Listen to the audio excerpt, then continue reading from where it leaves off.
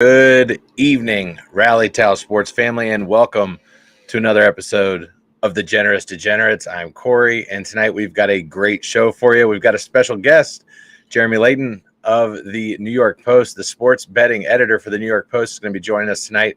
We're getting into that NFL draft. It's draft eve, so make sure you leave out all your suspensions and fines for Roger Goodell tonight as he comes around. We're also going to be diving into some NBA playoffs, talking a little bit of PGA, betting strategy, all the things that go around with that. Stanley Cup playoffs are in full swing. And, of course, another installment of How You Doin. It's going to be a great show. Stick around. Let's get it started.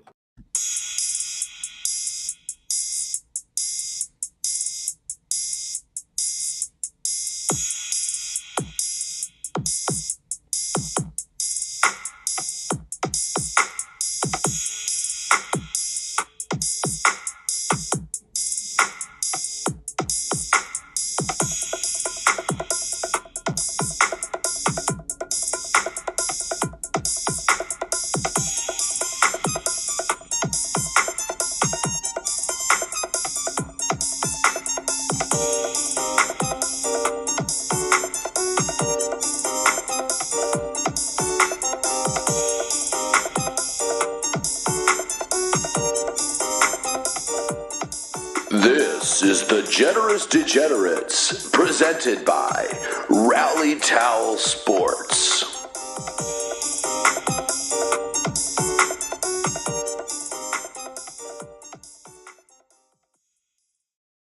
And welcome again back to another episode of the Generous Degenerates. I'm Corey, and with me, as always, is Aaron. Aaron, you are on a vacation. I'm on vacation right now. I'm off Thursday, Friday. I got a golf trip coming up. Be heading going down to Louisville tomorrow by way of Cincinnati. We're going to be playing Stone Lick on the way down, which is a consistent top 5 public course in Ohio. So fuck yeah, super excited about that. And our fellow Ring 'em Up co-horse Bobby Layman is going to be joining us for 18 tomorrow. So I'm super excited about that.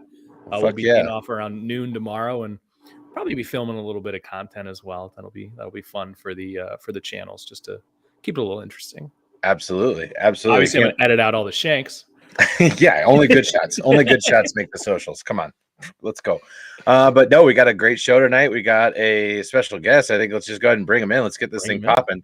Jeremy Layton joining us tonight from the New York Post. Jeremy, how you doing? I'm doing well. I'm really looking forward to the draft tomorrow. Got that pre-Christmas Eve anticipation right now. Yeah. Excuse me. Pardon me. No, you're good. We're excited. You got to leave out your suspensions and fines for Roger Goodell tonight. Make sure they're out there ready for him. He comes by every draft eve to collect those. So it's going to be exciting. I think we've got a lot of question marks around this draft, which is kind of unique, I guess. In some years we usually know who's going to go number one. We'll get into the draft here in a little bit. But I kind of want to introduce you. Tell us a little bit about yourself. Where are you from? How'd you get your start in journalism? Just kind of take it from there. Yeah, totally. So I grew up in the suburbs of Chicago. So obviously big Chicago Bears fan. I have my own Chicago Bears podcast for a little bit. Used to blog about them a lot. Still, cover them a lot on Twitter. Went to, journalism school, Northwestern. I grew up in Evanston, which is kind of funny. So I rode my bike to my first day of college as a freshman. My parents brought all my stuff in the car. Then I interned at Sports Illustrated in college. Got the job at the New York Post. Basically, was my first gig out of college. Was a news editor for a while, or news producer actually, then became a sports editor. Took on the sports gambling partnership. I basically, became the editor for that. And I mean, it's, kind of a dream. I like to gamble on sports. Who doesn't? And I get to basically do it for a living. It's great. Yeah, that's fantastic. So did they just be like, this guy's a huge DGen, let's fucking get him to do it? Or how did you work your way into being able to get paid to talk about gambling on sports? Like, that's amazing. Yeah, you're not too far off. I was already on the sports staff, and they needed someone to handle, this gambling partnership. And who else but the guy who's putting in baseball bets at 2:00 on Wednesday every day? That was my thing. So, well, it's interesting though, right? Because I mean, as more and more states are legalizing this, it really does seem to dominate. Like you can watch TNT, ESPN, any coverage, and they're going to have the spread, the over under, and anything like that. So, I mean, how do you see this kind of progressing to, how we cover sports and the gambling handshake that goes with it? Yeah, I mean, it's so interesting now because we're kind of in this limbo space where, like every league has these professional partnerships and they're making money off the sports book kind of the same way that everybody else is. But, we're not really like talking about it. I'm like Al Michaels. We know he has bets in every Al game. Michaels is. I think he will be soon. And I think, I think what the XFL is, experimenting with putting like betting lines at the bottom of their ticker on the scoreboard on their live broadcast. And I think we're going to see a lot more of that. I think, look, what people have just kind of started to realize is that it's such a big thing. And so many people are only watching any given sport because they have a bet on it. And I think once the leagues kind of realize how massive that audience is, they'll lean more into it. I think, especially like, I know you guys like golf. Golf is blasting in popularity right now. It's spiking crazy. And I think there's a lot of, like drama with the live golf and it's getting a lot of national attention. But I really do think the PGA Tour's, increased viewership numbers are really getting buoyed by gambling. And golf is my favorite sport to gamble on. And everybody who does it gets addicted and loves it and wants to do it all the time. And they're still kind of struggling to like get a good broadcast in where you can like kind of actually watch the guys you gamble on. Only now it's like featured groups and it's just kind of infuriating. Yeah, so, like, they start the fucking broadcast at like 3:00 on the weekends, like on moving day, unless you have like ESPN Plus or the Golf Channel. Right. Like you're not watching. You're not even the lead group or the last group off the tees. You're catching them at like hole 6, right? Exactly. Like the leader, you could have the leader, and they're just not going to show them for 6 holes. Just no reason. Yeah, I mean the Masters is definitely the best event for it because like you go to masters.com or on the app, and you can actually pick your golfers to watch and choose, and if you can do that for every event, that's when I think it would just be the best product you can get. Totally. And they can do it. They've proven they can do it. For the Masters. Oh, of course. You don't want to put the effort in maybe for like the Mexico Open this week, but sure, right. So let's lean into this one real quick and kind of talk on this on PGA strategy and as you're betting. You said it's your favorite one to bet on. So like obviously, Mexico Open this week, but the real big one everybody's looking forward to next week, Wells Fargo. Are you doing anything this week? If not, just kind of give us before, we don't necessarily have a great idea as to who all is going to be there necessarily next week, but we have an idea, a relative idea, but somebody could get hurt or this, that, or the other. Give us kind of like what you look for when you are gambling on one of these, larger size, tournaments. Yeah, well, so I actually do have a couple things. I actually have kind of cleaned up in these smaller tournaments in the past. Like, okay. So you're getting in this week. You're getting in tomorrow. Well, I haven't. So in these smaller tournaments, what I really like to do is just kind of, when there aren't, when John Rahm's at the top, like you're never going to bet John Rahm at 3-1. That's just kind of you're burning your money. But like for these kind of events, I like to take a bunch of bombs and a couple long shots, and like for a very small unit on a guy who's like 200 to 1. Eric Van Rooyen is a guy I kind of want to sprinkle on this week. And you'd be like, you're so much more likely to hit a bomb in these, non-elevated events where there's only one or two big guys. Because, when Scotty Scheffler and Rahm and Rory and Max Homa and Finau and Schauffele and Cantlay, when all those guys are playing, like whatever, Eric Van Rooyen's not going to beat them. It's just not going to happen. But in such a variant sport, when there's like, these not superpowers at the top, I think that's when you can kind of get some value in the, lower price guys. So there's something like Webb Simpson this weekend or something like that, right? Yeah, I wouldn't bet on Webb Simpson. so when I'm looking at strategy, you're going outright winners, right? Because what I'm normally doing is I'm looking at previous performances. Oh yeah. And where are they from originally? And then trying to get like a top 20 or a top 10 bet. Are you leaning more towards top 5s and outright winners? For the bigger tournaments, absolutely. And like I said, it's a little hard. You have a much smaller like group of players you can kind of pick through for an outright in one of these, the Masters. Like Right. even a guy like, Sahith Theegala, who's like, a, pretty good golfer, like he's not going to win the Masters probably. So like you got like 10 or 12 guys you're picking from. So if you want to have a wager on one of those other guys, you do have to kind of figure out a top 20, top 10. I play a lot of top 20s for the bigger events. I'm not going to have any for this week, I don't think, because I just don't think there's any value because there's so few guys in there that are actually quality golfers. But yeah, for the bigger events, I'm definitely more less outright, more. And as for a strategy, like I just like to look at the market. When Jon Rahm went to 10-1 at the Masters, I pounced. I'm like, there's no reason Jon Rahm should be 10-1, like ever. So I put like a double unit bet on it and I won. And I just kind of look out for weird stuff like that. When guy like Hideki Matsuyama was dealing at like 80-1 earlier in the year and he didn't win, but I was kind of, that's just like when you see a guy with win equity, or guys who have like won before and have done it before at weird prices, that's where I kind of like to put my money down. And then of course, course history. Like I do a model every week and I usually put like 25% on course history. So did you factor in like course design as well? Like for somebody who plays well, as somebody who of like somebody else has designed this course, he's won, one of those other courses before.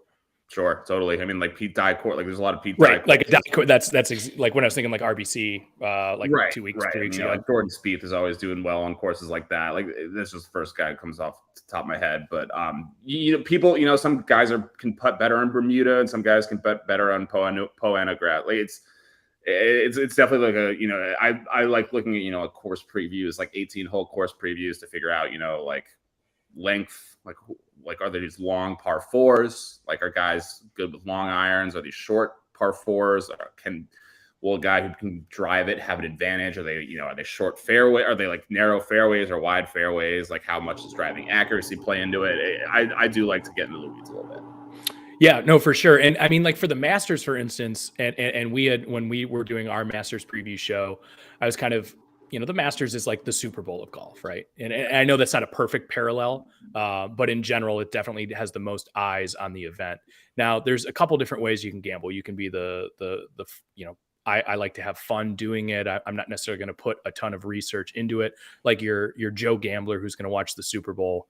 I was kind of alluding to that when we were watching the Masters. I took a lot more flyers on the Masters. I lucked out and took Rahm outright winner at the beginning, and it covered me for making some crazy bets.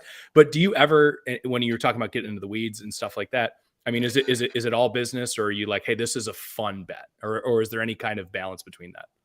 It's a good question.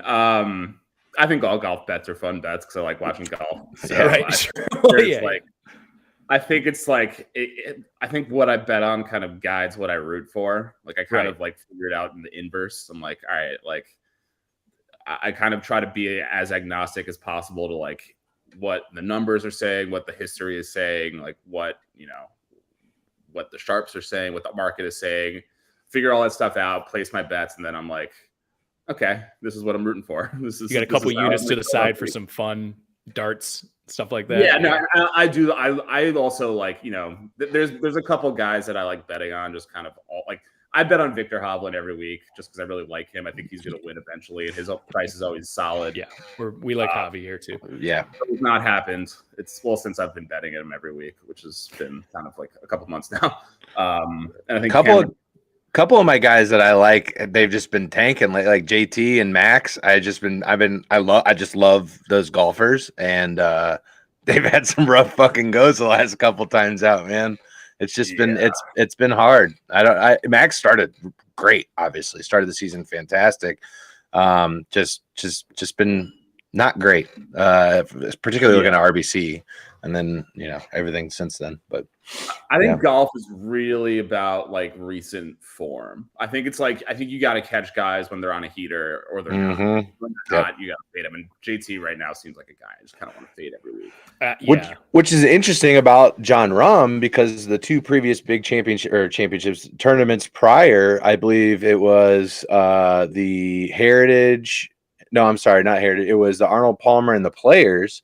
One of which he didn't make the cut, and the other one he withdrew with a stomach bug. He just had the shits or something. I don't know what it was, but he didn't finish the round, right? And so not not necessarily a guy that you're like, oh, I feel great about the way he's been playing because we haven't seen him play 4 days. Right. That was kind of the inverse of what I'm saying, because that was when I saw the market kind of reacted to that, and they were like listing at larger prices, and that's where you kind of have to be like, it's still John Rahm. Yeah. Is this John Rahm, or is this like Corey Connors, who's going to be streaky? Like, is this the guy you trust to recover from kind of a downturn in form just for a couple of weeks? And I was like, yeah, it's John Rahm. Won like 5 of the last 9 starts. We're not going to see a ton of this with the PGA, but of course, for 3 of the 4 majors, obviously we just saw it with the Masters. Some of the live guys are going to be entitled to play in these events. I was of the opinion that going into the Masters, I was fading some of these live guys, and that didn't really necessarily work out for me. Did we learn something in the Masters moving forward that live golf is still golf, or was that kind of a flash in the pan? I think what we learned is like, the guys who are dudes are still going to be dudes. Like Brooks Koepka is still going to show up in majors, and like he's healthy now. I think that was a big thing. Like he was really kind of not getting any credit. Well, I mean, he didn't really deserve any, but sure. He was playing horribly. But he was also injured, and we kind of weren't really sure how real that was. And maybe he was like kind of just lost his edge or something. And the Masters come out, and he comes out at the Masters, and you're like, no, he's fine. And he'll probably be fine at the next, at the PGA in a couple of weeks. So, yeah, my fade Phil strategy did not work out too well for me, Jeremy. I can tell you that. I don't know if you were in the same boat as me, but he wasn't doing well in live either. I'm gonna stick with that one. Like scouring the books to figure out a way for him to miss the cut. Like I couldn't find a bet. I literally couldn't find I had that one. I had him to just straight up miss the cut. So good for you not finding it. Money on it. Yeah. So kind of speaking of that, we have, obviously you're a professional. You're paid, as we mentioned, to talk about sports betting, analyze sports betting, know about sports betting. But we gotta make you one of us, Jeremy. So I gotta know, what is like your worst bad beat, or is there like a recent one that comes to mind that obviously the term bad beat made, Scott Van Pelt shows those and we all love them, but what is, something that comes to mind as of late that you just got hosed on? So Charleston in the first round of the NCAA tournament, I had them plus 5.5 against someone. I think it was against San Diego State. I think you're right. It was a really close game, the whole game. And I'm like, all right, my plus 5.5 is going to look. I also had them at like money line to win, plus 250, something like that. But so they were like, it was like a 1-point game the whole game, and then San Diego State pulled away like in the final minute, and then Charleston was down 4, and they had the ball, and I'm like, all right, they're probably not going to win, but I'll win my plus 5.5. They miss a shot, another guy gets a rebound, they foul him with like less than 2 seconds left. Yep. And they shoot 2 free throws, hit them both, and I lose by half a point. And I was furious. I wasn't even watching. I was like, I had to go to the eye doctor. I was listening. Get Gamecast on. Yeah. I was listening on the radio as I was like biking home to Queens, and I remember exactly where I was when I heard it. I was like in Fort Greene Park. And I was pissed.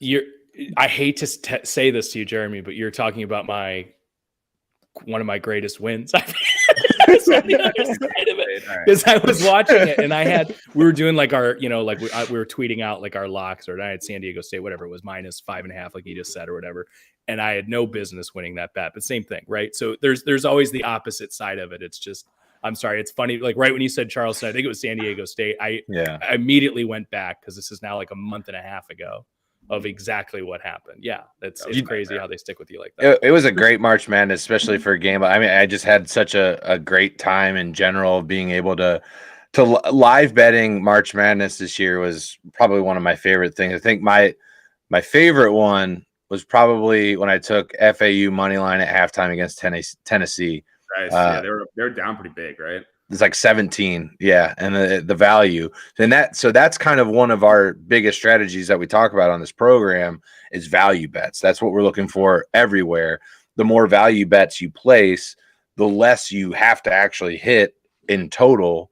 50% of your value bets. If you hit 50% of your value bets, you're making money as long as your units are the same across the board. So that's another one of the things that we really like to talk about and get from our community and share with people is profit building. So what is your favorite type of bet for profit building? Is it against the spread, over under, parlays, futures? Give us kind of where you line up in that realm. Yeah, so I like spreads in terms of just like kind of like managing bankroll. Like I put bigger units on spread, especially for the NFL. I have a pretty good model that's been working well for me. College basketball was a little hit and miss. It really was doing great in the week leading up to the tournament, and then I did not have a great tournament. And then I do a lot of futures. So like I had UConn future, so those will give me like a big chunk to kind What's up, man? Same here. Hell yeah. Nice. Congratulations to us and the UConn Huskies. I mean, in terms of actually, building your bankroll, and I know you said you have your models and stuff like that. Is there anything that, and Jeremy, we're getting you here. No problem. We'll kind of keep going here. Do what you got to do, and we'll bring you back on. And Corey, as Jeremy was just talking here about, against the spread, over unders, parlays, futures. I love betting on the futures, but point being, tracking what you're doing. I have found in tracking every bet that I place, I am awful, Corey, at player props. And I can't help myself from doing it. But every time I'm about to click place bet, I'm like, all right, is this actually a good bet to place? And okay, I'm on a heater against the spread. Against the spread and over under this year, I'm 60%. I'm like 25% on player props. So what the hell am I doing? You know what I mean? So yeah. And I hope we get, Jeremy had to step off real quick. But I hope we get him back, because it sounds like he's like, I've got this model or this. Yeah. This dude's got spreadsheets, and I know he's got spreadsheets, and I want to learn about that so badly. Right. So hopefully we can get him back, obviously. But I think now, Aaron, is a good time to potentially dip into a little bit. Let's go Stanley Cup playoffs here. Okay. We're calling an audible. Talk a little bit about the Stanley Cup playoffs. I'll just give everybody a quick update right now, because we got some games going on, an elimination game potentially going on in Boston right now. Bobby liking the stream. We appreciate you, Robert Layton, for stopping by. But Florida is actually up 2-1 on Boston. Later tonight, we've got game 5 of a 2-2 series, Seattle and Colorado, happening in Denver. So that's going to be sweet. So what do we got for NHL tonight? So it looks like we got Toronto you got Toronto up against Tampa, correct? With Tampa's leading 3-1. Yeah. So Toronto came back in a big way. This was just an absolutely amazing game. I believe it was on Monday night, if I'm not mistaken. Yeah, I think it was Monday night. Basically, the situation that we were in is Toronto is down. I think we're looking at 4-1. I believe the score was. Toronto is down 4-1 to Tampa Bay with 10 minutes to go, and they score. It's 4-2. 2-goal lead. There's not that much time left on the clock. You're feeling okay if you're Tampa. You're feeling like you're going to even this series back up. 2.5 minutes later, Toronto scores again. They're down 1. Toronto, empty net, scores again to tie this thing up. They're going to overtime with all the momentum. Toronto scores in overtime. Obviously, hockey, sudden death overtime. They score, win this thing. They have a commanding 3-1 lead now. I think they have a 3-4 day break in between the games. All of the momentum sits with the Maple Leafs. And yet everyone is sitting here going, when's the other shoe going to drop? We've seen this year after year after year with the Maple Leafs. Before going into this series, everyone's talking, is this the team to finally do it? They're built to do it. They can get through the first round. And it looks like they're going to be able to do it, Aaron. Yeah, man. I mean, that would be, that'd be pretty impressive for them. So we can kind of rapid fire here a couple, other contested series that we have here. So give me your breakdown here, Minnesota, Dallas. I mean, Minnesota Dallas is probably my favorite series that's going on right now. It's just been back and forth the entire time. That being said, Dallas has won the last 2. They've won 2 straight, and they won in commanding fashion. I believe it was last night, if I'm not mistaken. Nights are kind of blending together now, but I think it was a 4-0 win over Minnesota. They're going back to Minnesota tomorrow. There's both crowds have been fantastic. The fan bases in Minnesota and in Dallas have been amazing. And for those of you that don't know, there's kind of some history between these two franchises in that Dallas is Minnesota's old franchise. They at one point were the Minnesota North Stars, and they have come down. They came down to Dallas in an expansion, and now the Wild were created. So it's kind of some history there, and it's just kind of interesting. But it's been one of the most exciting series, back and forth. Yeah, they have a 3-2 lead right now over the Wild due to the Stars, but this series is far from over. Far from over. It's going to be exciting. I love it. And then of course, you got the cross-strait rivalry here between the Rangers and the Devils, which we knew was going to be a great series coming in. What are we seeing here? Yeah, just fantastic series all around. I mean, no idea who's going to win this one. I'm staying away from it in terms of betting with a 10-foot pole. Rangers look strong to start, but the Devils have hung in there. I think the Rangers won the first two. I'm sorry. They took one on the road and then won the first one back at MSG. And it was all Rangers to kind of start things off. And the Devils have just chipped away to get this thing back. Excuse me. It's just been a lot of fun. It's Game 7 is totally up for grabs in this series, and that's the thing is we're looking at, I believe it's a 2-3 matchup in this side of the bracket, and it's going to be good hockey across the board when you get these kind of matchups. So take the Bruins out of it. Let's look at the East here. I mean, who do you think has the best chance to make the Stanley Cup Finals? And again, let's take Boston out. Taking Boston out, like I'll have to take Boston out and history out. Like if I'm just looking at paper at which roster, it's the Maple Leafs. Like that one, they make the most sense to me. But the one that I've just seen flash the best is Carolina. The home ice advantage is huge for Carolina, and they've got the scoring power as well. And it's the last thing you want to do is put Carolina on a power play. And at the same time, when they're on the penalty kill, so the other team has the power play, they do an amazing job of allowing teams to get into their offensive zone and then just kind of swarming and not allowing them to establish themselves. What you'll see some other teams do is, you'll clear the puck down to the other side of the rink. And as the team on the power play is bringing it in to try and start scoring, you'll see teams kind of set up in that neutral ice area, try not to allow them to get into the offensive zone.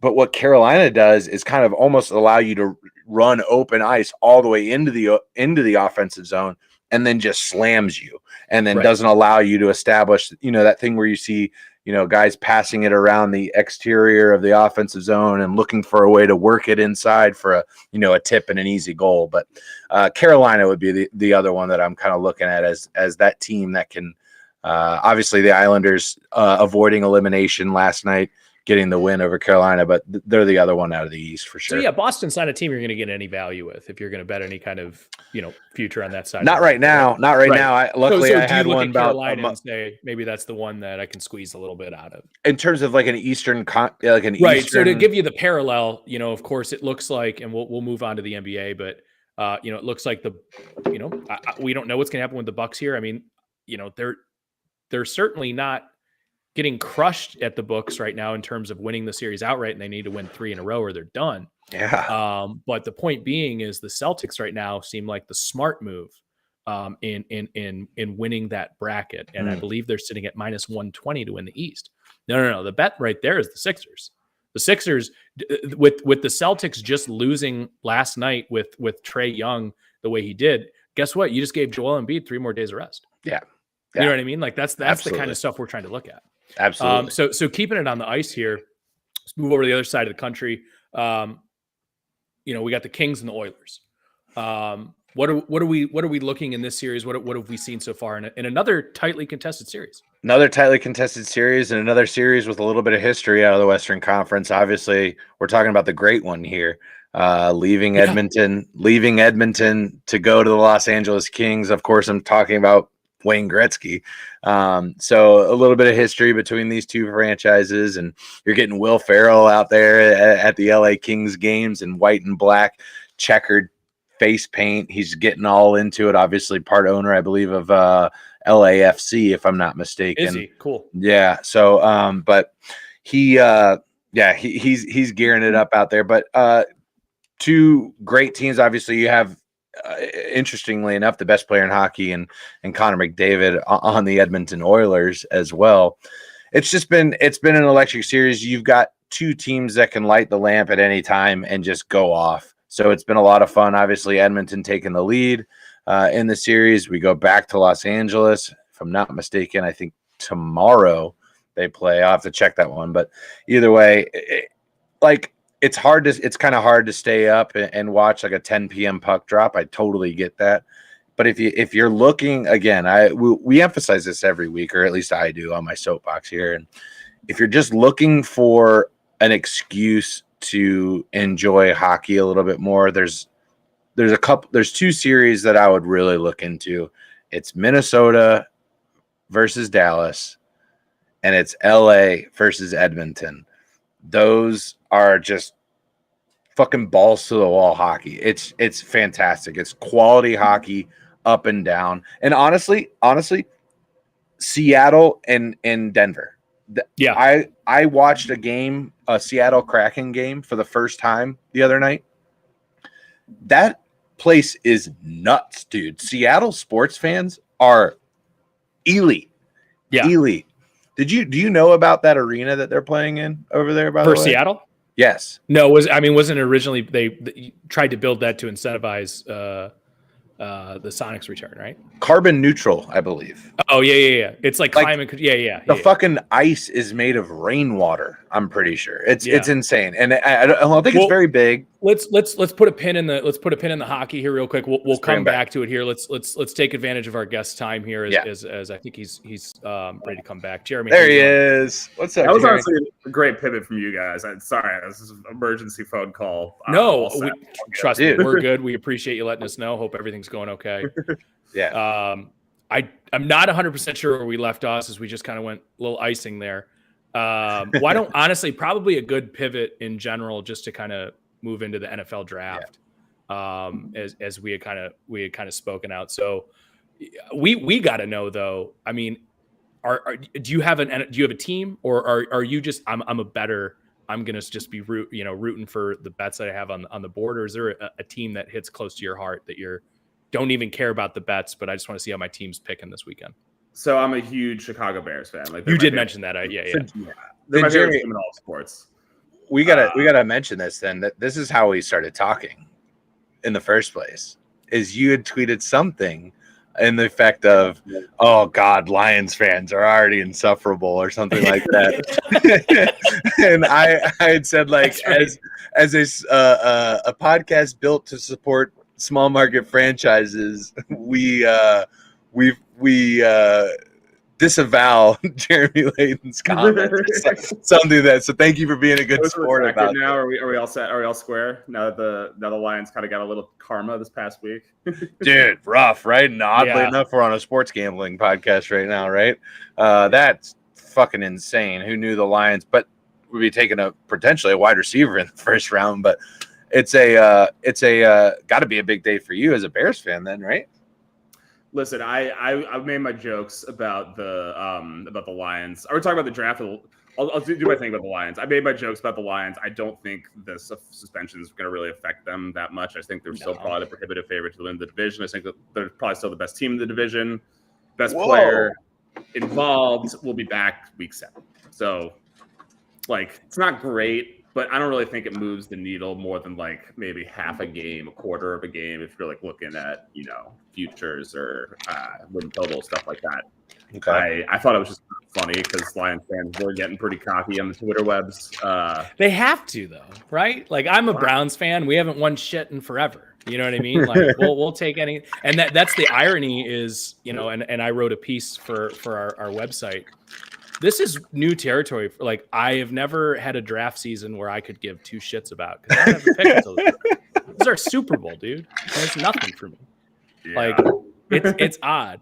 And going back to the Bears here, that's actually the only future I'm currently holding right now. Before we get there, is Justin Fields MVP. I love the long odds on it. I like it. Yeah, I feel like that's probably by now has been steamed down. I mean, I think I added it plus 3,000. Yeah, I bet you was that pre or post DJ Moore trade? It was pre DJ Moore trade. So I bet you since then it's probably steamed down a little bit. I think you placed that shit like a week after the Super Bowl. I did. Yes, I did. Well, and part of it was they were sitting there with the number 1 pick, and I assumed they were going to trade down because that's. I think you made a great bet there, though, because we kind of knew they were going to trade down. We didn't know they were going to get like a potential WR1 in that trade. Right. Right. So you think DJ Moore is a true number? I guess so top 32, I guess, right? Oh, yeah, totally. I think he's probably a top 15 to 20. Is he better than T. Higgins? You think he's better than T. Higgins? I think they're a little different as players, but I think they're they're very different. Yeah. I think they're around the same caliber. Like if you're just hearing receivers in the NFL, I think T. Higgins and DJ Moore are around the same. And I might even I think DJ Moore does a little bit more after the catch, and I think that T. Higgins is a point of catch guy, I think. Yeah, I mean he's a huge dude and he's freakishly athletic and can out jump guys and can get deep. So that's that's most skill sets you want in a receiver. And I mean DJ Moore can do that too, though. So he can wiggle after the catch a little bit more than I think T. Higgins can. Mm-hmm. I think DJ Moore, and I also who's the best quarterback we've seen DJ Moore with? Like 2021 Cam Newton? Like I don't even know. And here's the thing too, is and no knock against Justin Fields, but he's a very athletic quarterback, and part of the reason that he was so successful last year was with his legs. He certainly can throw. I'm here in Cleveland, Ohio. Trust me, Ohio State fans around me, we watched a lot of Justin Fields. I know the guy can sling it. And I don't necessarily think he had the best of targets last year either. Mooney's pretty good, but certainly not DJ Moore. So that'll be interesting to see, because I still don't know. If DJ Moore is with a very traditional, even just throw him with like a Dak Prescott, I think he's going to show you he's an 1,000-yard receiver. I don't know that I'm going to see that this year. I think he's going to play. I think Justin Fields is certainly a better caliber of quarterback than any quarterback we're going to have seen him play with. But it's just it's just a different type of offense that they're going to run. I mean, what do you think about that? Yeah, I think it might see slightly less volume than he's seen in his career, mostly because besides I think we can take out some of the times he's playing with Christian McCaffrey, but for a good chunk of his Panthers career, he was basically like the only offensive weapon. And I'm not saying the Bears have the greatest group of offensive weapons in the world, but they still got, Mooney's there. Chase Claypool's got a full year to learn the offense. Cole Kmet's pretty, volume heavy tight ends. I don't solid option. I think the Bears actually have quietly a solid group of pass catchers now.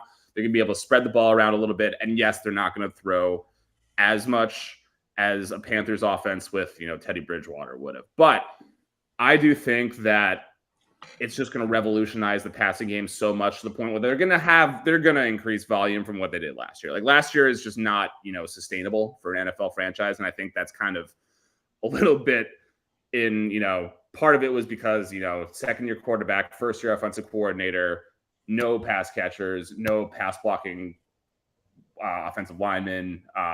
They basically had one strength, and that was to run the ball, and they basically had no choice but to do that. And I honestly think it's going to benefit their new ball carrier, number 1 running back, in Khalil Herbert. I think he's going to be nothing but benefit from them opening up the passing game. And honestly, I think you kept the better of the two. First of all, I'm a Bengals fan. I wanted David Montgomery so bad in free agency. Obviously, he went to the Lions, but I thought that would just been like Joe Mixon, David Montgomery, 1-2 punch. That would have been so much fun to watch. But I think Khalil Herbert is the better back, in my opinion. Just from he can do everything. Yeah, he can't do everything, and this is the one thing that's going to make him kind of not be on the field as much as he maybe could be. He's not a good pass protector. He's actually so that was the thing that I had heard in the report is like, yeah, we're looking at like running back by committee kind of thing. And is that something that you foresee him like, all right, well, I need to get out of Chicago then if I'm really going to get my time, because I'm not getting RB1 carries here in Chicago, even after the guy in front of me has left. Do you think Khalil Herbert has like a long-term future there with the Bears? Yeah, I mean, so he's under contract this year and next year. The way the NFL kind of goes now is like, I don't know if he'll be around after that. Maybe they'll put him on the franchise tag if he, but he does have to improve as a pass protector and as a pass. He's like not atrocious catching the ball. He just doesn't get targeted that much in this offense.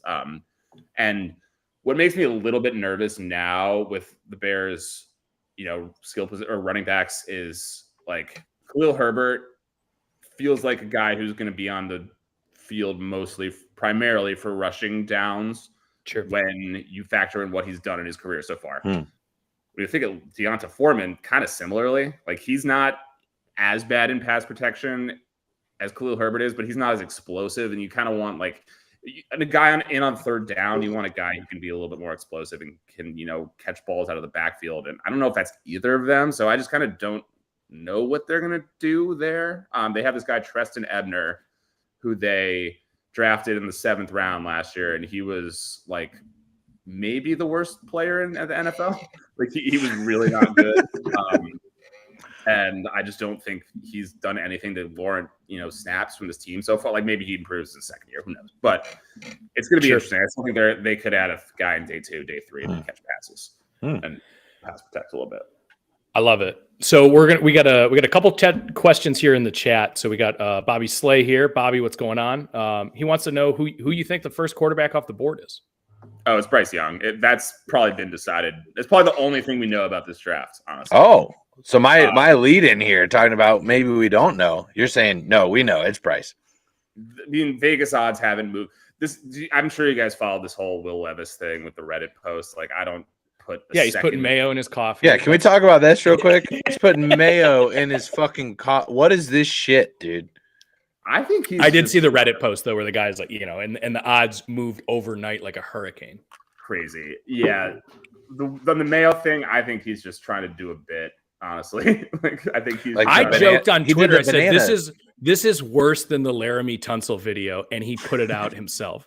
Yeah, I respect him way less after seeing that than my respect. My respect changed negatively way more. My respect for Laramie Tunsil went up a little bit. So Will, I think he's just trying to lean into being a weirdo.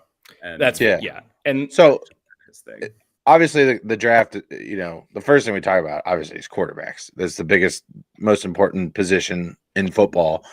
So you got Bryce. Is he your favorite quarterback in the draft? Who is your favorite quarterback in the draft? And then who's the guy that you're just like, I'm not touching him with a 10-foot pole?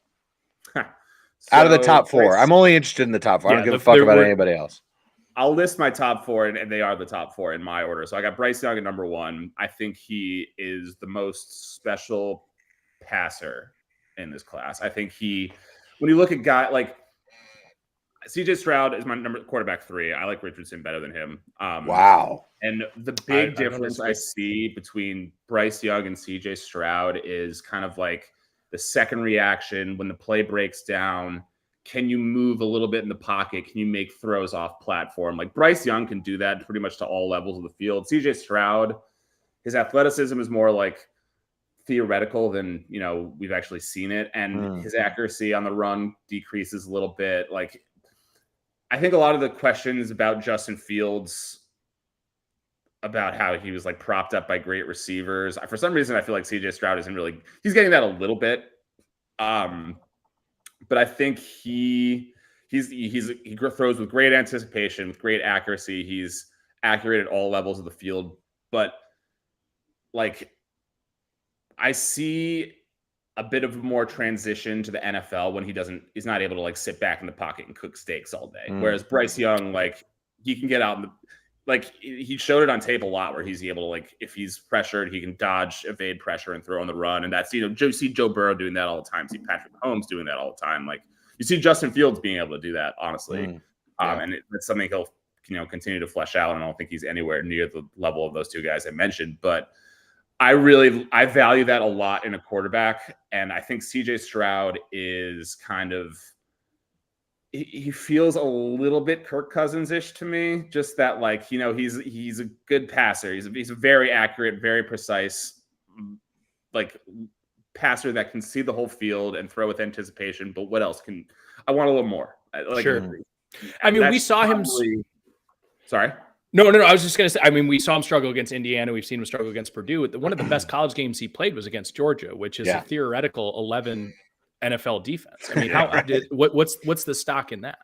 It's a little hard to, justify my opinion when you like go back and look at that tape because it was pretty flawless. But then go look at any other tape against, Northwestern.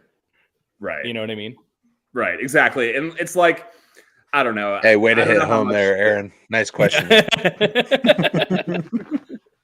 He sucked against Northwestern. I think the thing with CJ Stroud is like, like that was an incredible game. I don't want to put too much stock into one game, but then also like I come back and look at my evaluations. Like I did put a lot of stock in Justin Fields' game against Clemson, which he won and kind of dominated Trevor Lawrence. That was also, that wasn't quite as dominant of a defense that he was playing.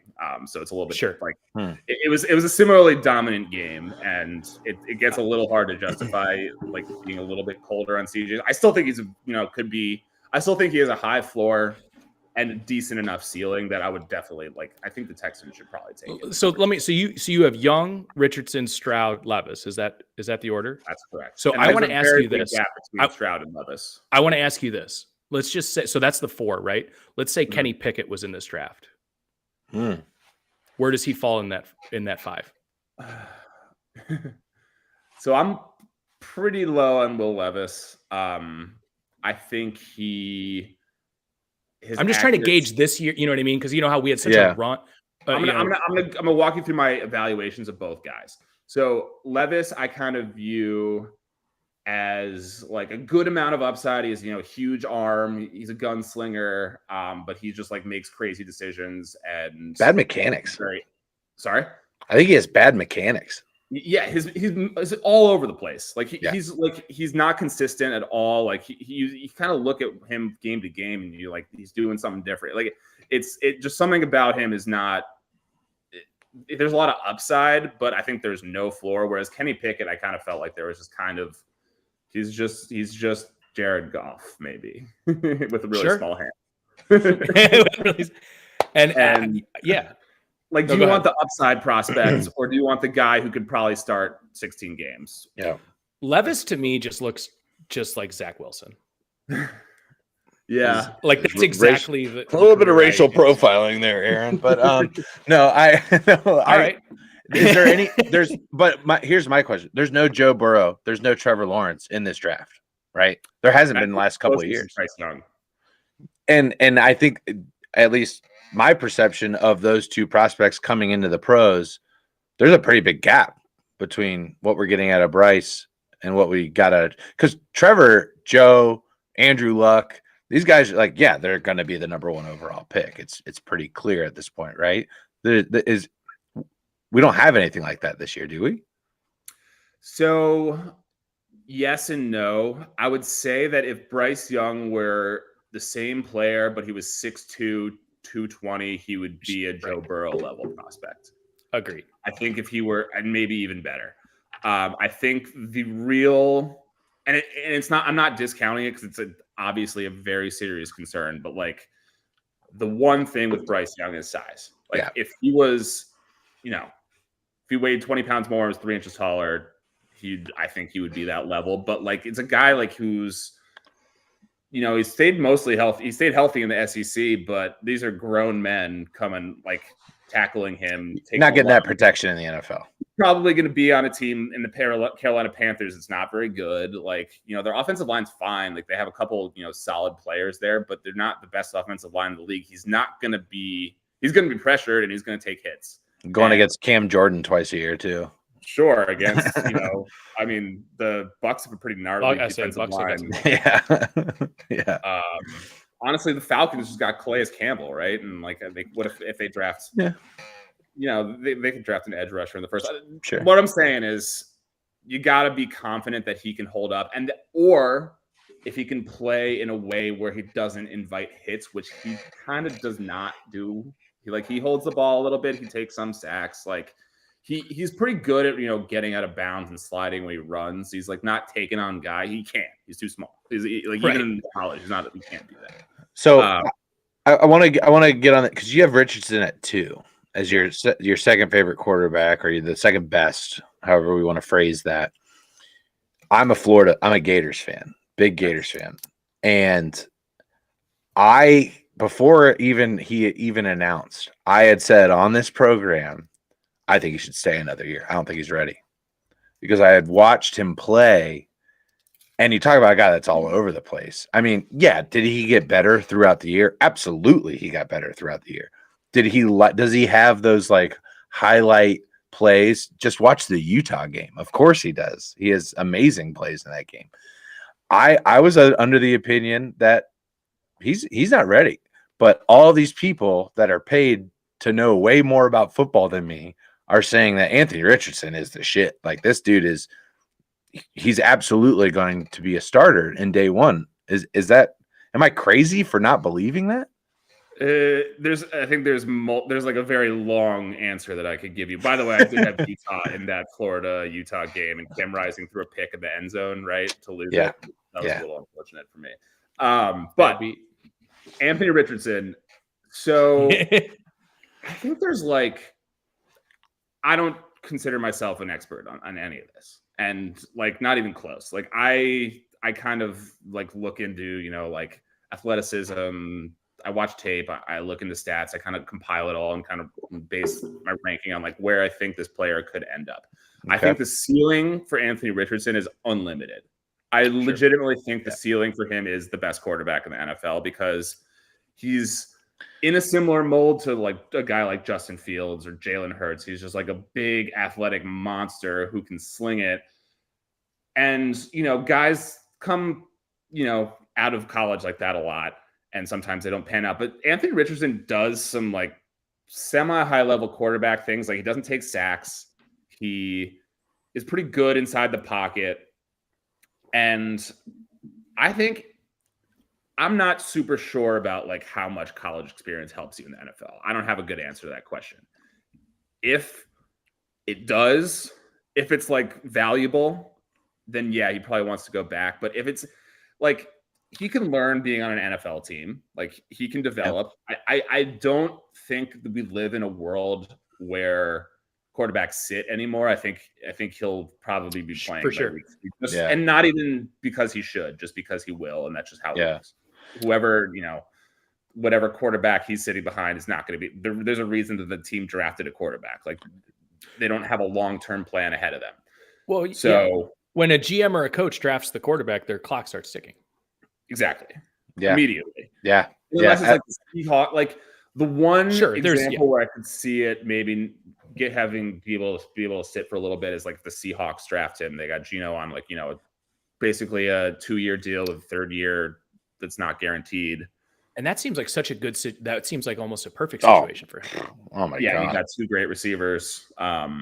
Look, like that's kind of my dream scenario for Anthony Richardson. I think the Seahawks would be I think that'd be great. I agree. Yeah. I think that's the best landing spot for him. And like you had said, I know you had mentioned Hurts and Fields. Honestly, I think, and Corey, I'll give it right back to you here, because cross race analogy, right? Because it's Josh Allen. That's who I think Richardson is. Like, that's exactly like he's coming from, like you said, he's a gunslinger. He can move it around, but the skills are so raw. And it took Josh Allen about 3 years until we saw him be, hey, this guy is actually, not only a Pro Bowl, but an all pro type player.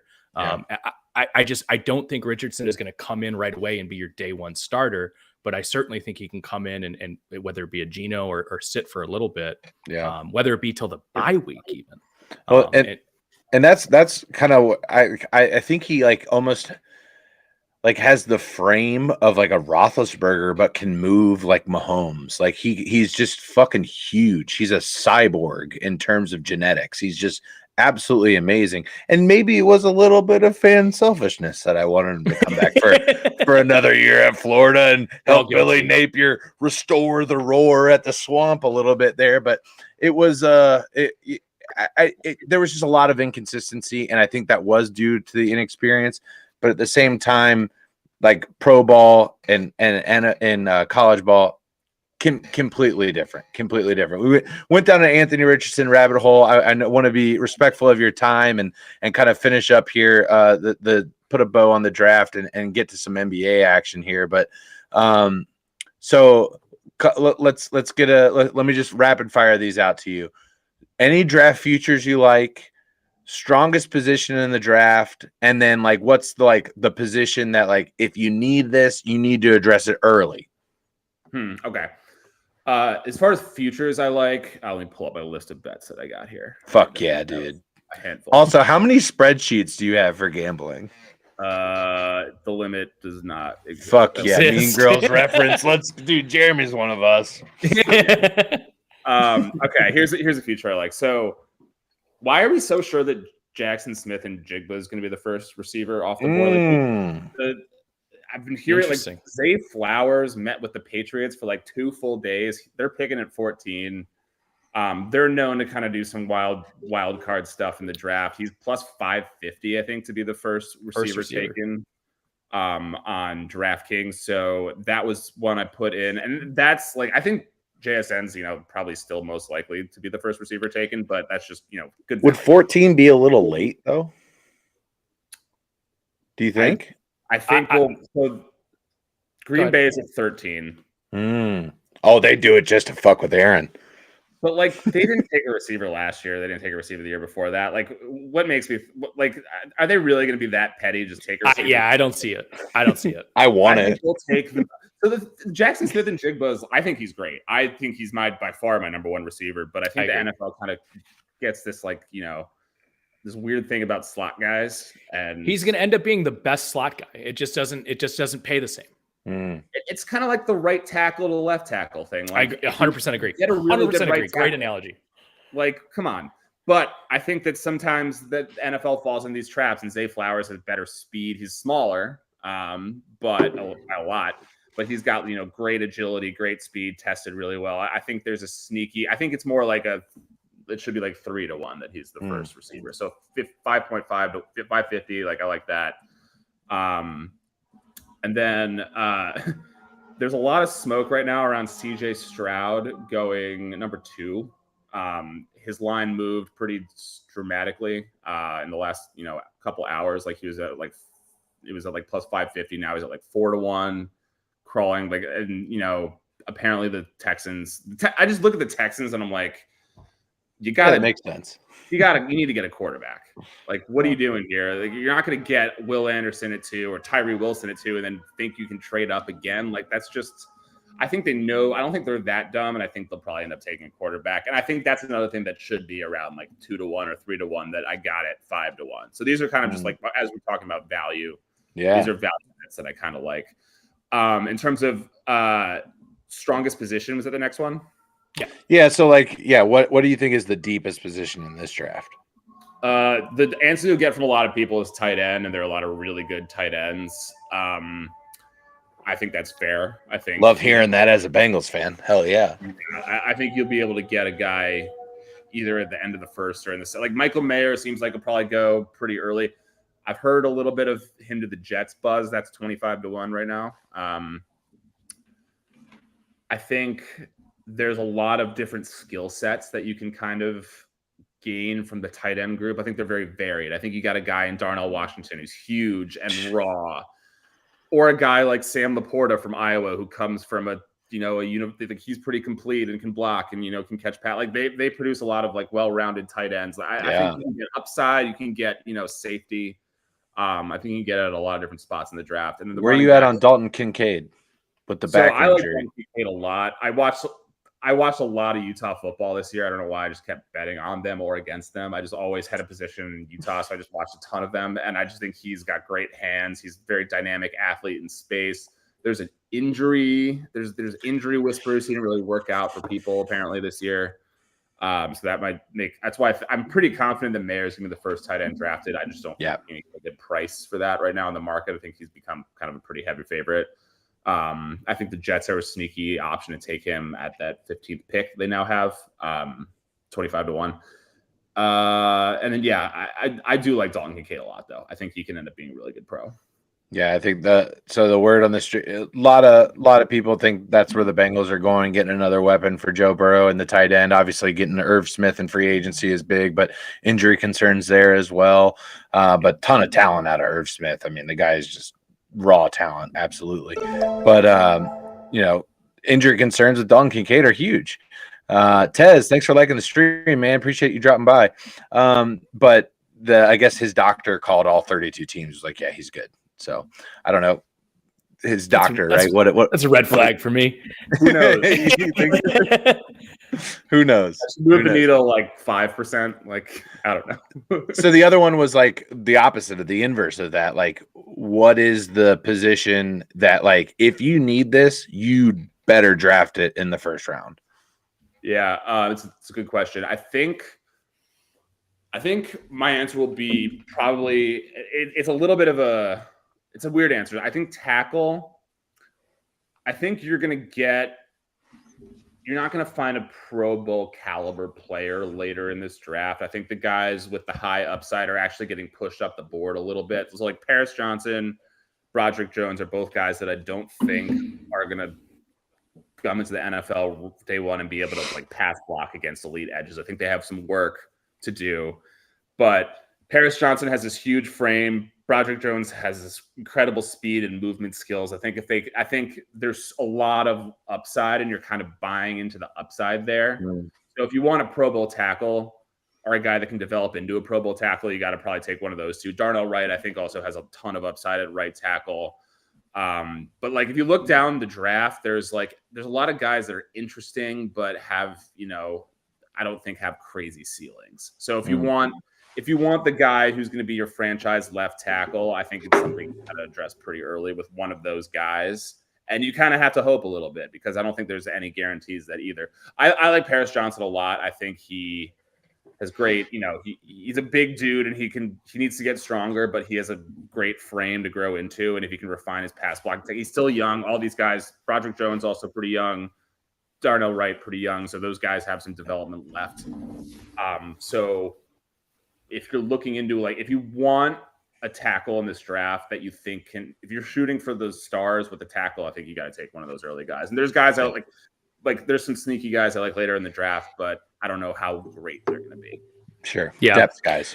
Yeah. And God bless the NFL for making this just entertaining in April for a sport that's so far away, and we'll see them actually play in September. They just dominate the news cycle. They do. And again, Jeremy, I want to be respectful of your time here. So I want to, if you still have some for us, I want to dive in a little on the NBA. Sure. You're in New York. I'm here in Cleveland. I just watched the Cavs season just come to an end, which is miserable for me personally. But outside of that, is there anything you're seeing, whether it be in the East or the West, or any series? I mean, we're looking at the Bucks right now up against the brink with the Heat. The Lakers are, I believe just lost to the Grizzlies, but still some surprises we've seen so far in the first round. I'm showing 8.5. Grizzlies down, or Grizzlies up big though. 8.5 left in the fourth, but Grizzlies up big. Yeah. So I'm gonna be honest. I don't watch a lot of regular season NBA. I watch the playoffs religiously. Sure. I love it. I kind of feel like the NBA is the one sport where you kind of just don't have to study for the final. You can just show up and kind of. It's the perfect example of the game, right? I just need to watch the last 6.5 minutes. Totally. And what I do is I mean, the thing about handicapping the NBA is you don't really have to adjust for strength of schedule because everybody plays every team. So you kind of your numbers are your numbers. Favorite thing about basketball. It's really difficult when it comes to college basketball because you got all these mid-major teams and it's hard to figure out, But so the end of the regular season, I ran my model. I got all my projections. I was very high on the Cavs. That flopped pretty spectacularly. I know. I was also pretty high on the Kings, at least to the point where I was I don't feel like they should be dealing 28-1 to win the West just because they play the winner of the Lakers Grizzlies if they win this series. So I mean, what's crazy is we're staring down the barrel of Warriors Lakers, which isn't crazy, but the fact that it's a 6 and a 7, and you're staring down the barrel of Heat Knicks. Yeah. It's a weird playoffs. I'm enjoying it. I'm loving it. It's great. We rarely see this much chaos in the NBA. It's usually the first round is typically as chalk as you get. I know. It's great. I love this. Yeah, and I was looking at the bracket. I'm like, all right, the Kings, the Warriors can't play on the road. They'll probably I give the Kings a pretty solid chance to win the series, and that's kind of played out. And they really would have felt really good if they had pulled off that game on Sunday. Yep. I had them at like plus 225 to win the series, right? Because same reason, because the Warriors have to play more games on the road. Right, exactly. And they're still very live in the series. I'm excited to watch this game. Probably go to sleep at halftime because I'm on the East Coast. Right. We all, we're with you. I don't know how people do it. But I mean, they had one of the most efficient offenses in the league all season long, and I thought they were just kind of getting disrespected just for being the Kings and being like this, sorry franchise for a very long time. So I put a pretty good wager on them, 28-1 to win the West. Obviously, I'm still alive, pretty invested, and I feel how many units? All right, I think the Lakers and the Grizzlies are. You avoid the Suns until at least the conference finals. You avoid the Nuggets. So the two best teams of the West theoretically. And then you're going to have Celtics Sixers on the other side. Right, assuming exactly. I'm assuming the Celtics are going to beat the Hawks, which they will. I think they probably will. So yeah, that was kind of my logic, and I still think the Kings have I still think they have a fighting chance to at least make it to the conference finals. I'm sure looking at it right now, I don't have the odds right in front of me, but I got to imagine that's and honestly, and on the East side too, I think the Sixers are a great bet too, because I think whoever comes out of Sixers Celtics is going to end up winning the East, and then vice versa. I think whoever comes out of Nuggets Suns is going to end up winning the West. So the Bucks are they done? Do you guys think the Bucks are completely done? No, I don't. I do not. What about you, Jeremy? What do you think? You think the Bucks make it out of this first round? So they're down 3-1, obviously. They need to win 3 games in a row. Giannis looked like pretty much himself in Game 4, and they still lost. So also it took Jimmy Butler also went off for 56. You know what's crazy? I bet the under on his points in that game. So I'm like, all right. That should have been your bad beat earlier, man. That was not a bad beat. That was a bad bet. That was so I was like, all right, I got to take a couple nights off betting on the NBA. But that's fair. That's healthy to do, though. Yeah, I don't think I've placed a bet since then. So whatever, you live and learn. I think the Bucks, if they win games, they win Game 5 at home. I think they will. If they win Game 6, they'll win Game 7. So that's just kind of how all these scenarios work when you're the favorite and you go down in a series. If you can win that crucial Game 6 on the road, that's kind of what that's the backbreaker. So we were getting heated at plus 15.5 tonight. Really? That's what I was seeing on Caesars. What it was. Yeah. At this morning, late morning, I was texting Aaron. I was like, "That's got to be the play, right?" That to me was just I was like, "I'm not touching." Yeah, I'm not touching that shit. Fuck that! No way. I literally texted Aaron. I was like, "What does Vegas know that we don't know? What happened? Did Jimmy Butler get syphilis last night? What happened? I have no idea why they're getting 15.5 up 3-1. Yeah, they're going to Milwaukee. They're playing in fear of the deer, but 15.5 in a series that's been this tight. You looked at it this morning. It was, and that's what I told Corey. I was like, honestly, I'd rather just play the Bucks to win the series without looking at it first. Finally looked at it, and they were plus 114. To that's win the it. series. Exactly. What do they know?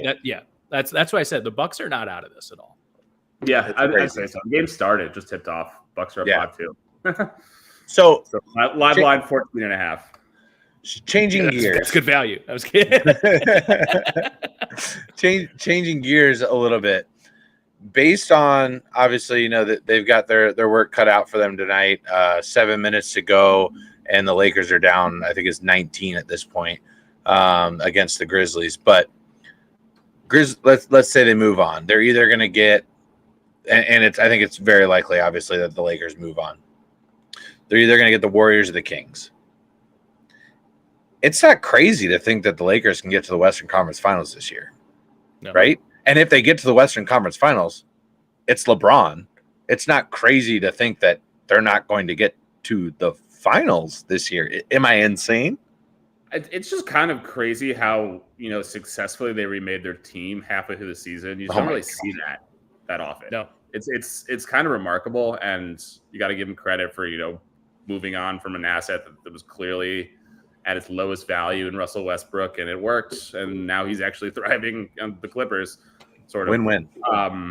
Even though they're finished. But imagine a ball dominant guard doesn't play well against or with LeBron. But took him 2.5 years, but props to them figured that out. Right. And, getting some 3-point shooters in there and getting some better spacing on the floor. And, it works. And I think they're probably, I'll bet they'll be a favorite against the Lakers or the Grizzlies. The Warriors or Grizzlies, The Warriors or the Kings. Sorry. Or Kings, So I would anticipate the Warriors would be the favorites only because they would have a home court. And they're a terrible road team. Yeah. You're right. They So, would have home court. But I'm guessing it would be, like minus 120, maybe plus 100. You know what I mean? Like it's not going to be anything crazy. So looking at that, go ahead, Jeremy. With warm home court, and now I think about it, the Warriors probably will be the favorite. Right. Yeah. So looking at that series, obviously Game 5 is going on tonight, 10:05 tip-off in Sacktown. Who's winning that series? Man, I don't know. The Kings were so infuriating on Sunday because they turned the ball over like 10 times in the fourth quarter. They still almost won.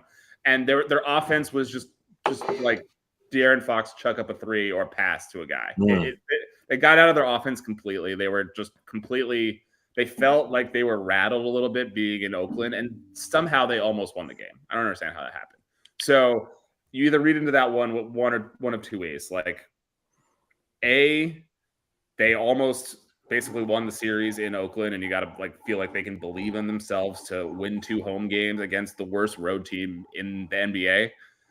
Or – that's kind of that kind of let one slip away there. And you're going up against a team with, championship medals, won 4 championships in the last, 9 years. So if I were to bet now, I feel like the Warriors will probably win one of those 2 road games. I'm with you, Jeremy and Aaron. I'll kick it to you right after this, but I almost felt like the first 2 games were kind of like a shock to the system to the Warriors. Like, we're in the playoffs now.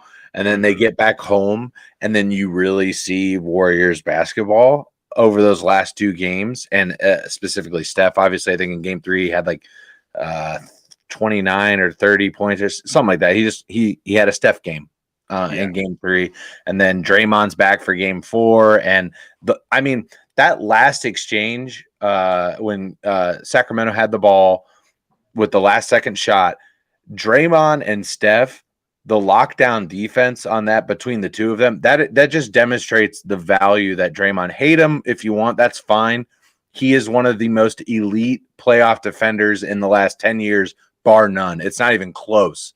This dude just locks people down, and it just demonstrated that. And shout out to Steph. Steph is usually a wet fucking paper bag, but did a great job stepping out on the kick out there. But I just feel like the Warriors are like, yep. We're back. This is us. And Clay was there. The big 3 of the Warriors was there. And Jeremy, you had something, and then kick it to Aaron. Yeah, just a quick retort. At the same time, Harrison Barnes did have that wide open 3 at the end of the game, and he missed it. So that kind of might say, it's like, would Klay Thompson have missed that 3? Would Steph Curry have missed that 3? That might be the difference in the 2 teams. Sure. And maybe that's why he's still not in Golden State. But, we're talking about one team who has won 50% of the championships over the last 8 years. And then one team who hasn't made the playoffs in 20 years. I'm going to bet, gun to my head, I'm going to take the Warriors. I liked the value at the beginning of the series. I felt like a really smart guy when they went up 2-0. Again, same thing. I like the fact that, the Warriors are going to have to play 4 games on the road if this goes 7. That's why I like the value in the Kings. But, I'm also getting that at plus 225. Did I think they were going to win the series? Not necessarily, but I did like the value at where I was getting it at the beginning of the series. Now, moving forward, I would like to fade the Warriors because this is, I've, as a Cavs fan, I can tell you I've watched this Warriors team intently, over the last 8 years. This is not the same Warriors team. They're vulnerable. Don't get me wrong, though. They are tested. They're proven. When you have Steph, you have Clay, You know, you have Draymond, who have been there. Any situation that you can throw out at them, they've been in over the last 8 years. As a guy that's got a future on the Warriors, I hope you're wrong. I think I placed that one. When did I put that in there? Like January-ish, sometime around Sounds there. about right. Yeah. Yeah, I was just like, they just seem like they're going to be back again. Yeah. I'm not convinced. You know, Wiggins will be back. You know, Steph will be healthy. I'm just not convincing the Nuggets either. I'm not convincing the Nuggets. I'm not convincing the Suns part that is.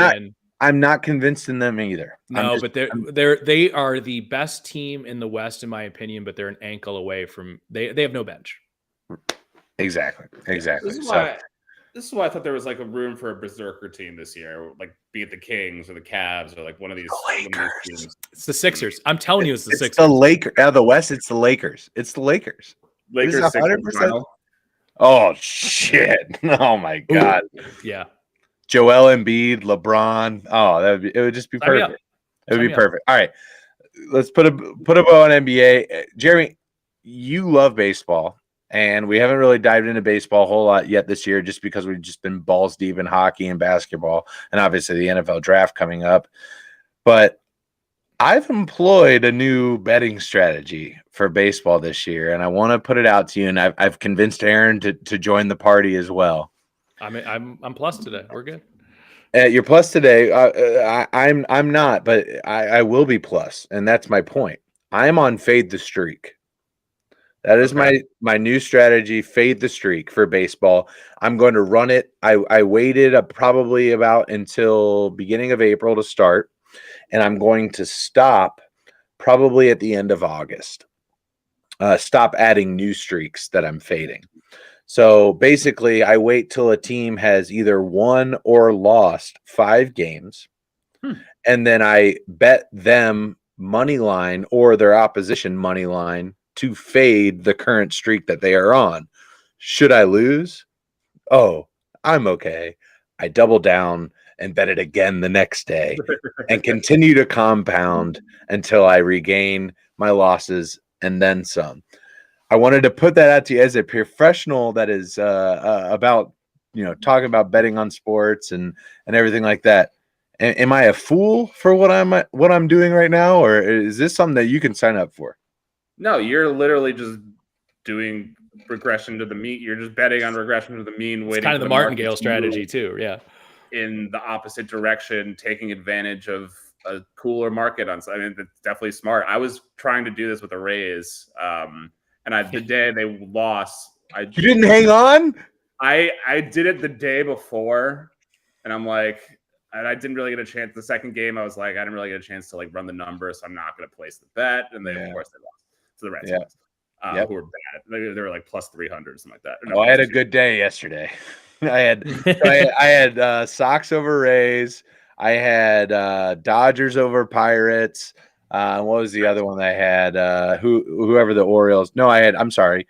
Houston over Rays, Sox over Orioles, Dodgers over Pirates. The one we're currently on, White Sox, getting fucking obliterated today by the only thing that you need. It was the Blue Jays. The only thing you need though is you have to be willing to fucking nut up. Yeah, you got to be able to nut up and keep that bankroll going. So it's I mean, they're gonna win. The White Sox, they're on a 7-game losing streak at this point. They're gonna win another baseball game, right? They're pretty bad. But like, yes, they are.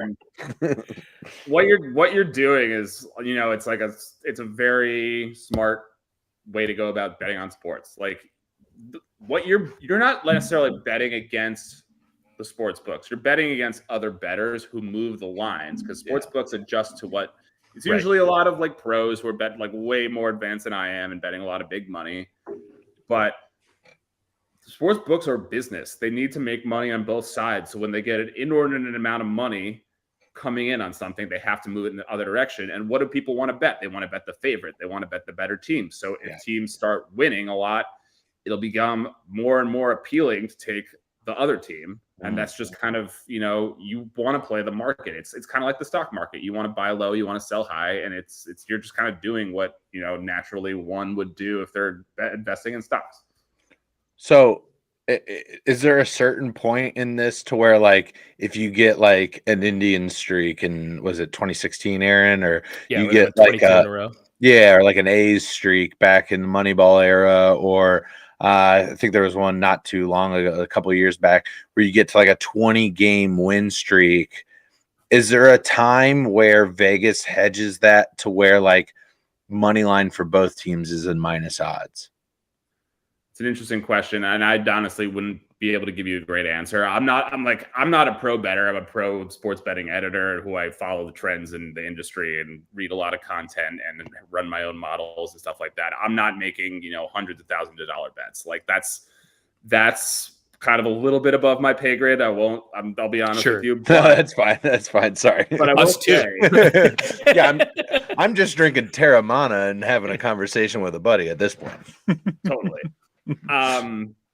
Just follow the market, see pay attention to the lines day to day, see if the books are moving it too far and they're not moving it at all, and that should kind of guide what you're doing.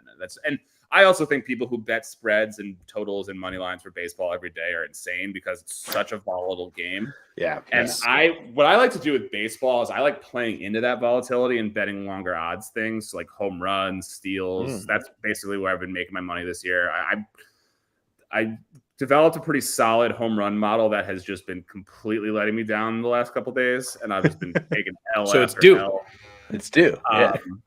But what I would just kind of like to do is, like, if you get a big enough sample size and you get something that's kind of random, like a home run, like you just look at guys who are hitting the ball hard consistently. Maybe they're not hitting home runs, but they're making solid contact. They're eventually going to hit a home run just because that's just the way. Like if they get enough swings at the ball, they're running hot enough, they'll get one out of the park. So I just like to catch on. Every time I see Aaron Judge at like greater than 300, I bet it. Every time I see Pete Alonso at that number, it's just like you watch the market, and just if you identify a line that doesn't make sense to you, more times than not, they know better than you, but sometimes they just don't. And sometimes you kind of have to play into the idea that you don't really know what's going to happen and bet longer odds stuff with baseball. Like there's been so many stolen bases, and I think the market has recovered a little bit. I think they've started to make stolen base props a little shorter than they were at the beginning of the season. But like with the new pitch clock rules, like the league sports books kind of didn't know what to do. And they were still listing like stolen bases at like 4-1, 5-1 when guys were running every time they're on base. And like guys are stealing 2 bases a day were listed at pretty long prices. So I think they've kind of adjusted to that. But just like that's just a smart way to go about betting on sports. Just like look for ways that the market isn't super efficient. Like maybe there's a little thing to glean from it. And then once you figure it out, just keep pressing the button. That's kind of what I've been doing. Right. And I mean, from the consumer perspective, I mean, there's so much saturation in the markets too, so that you have more and more states that are legalizing.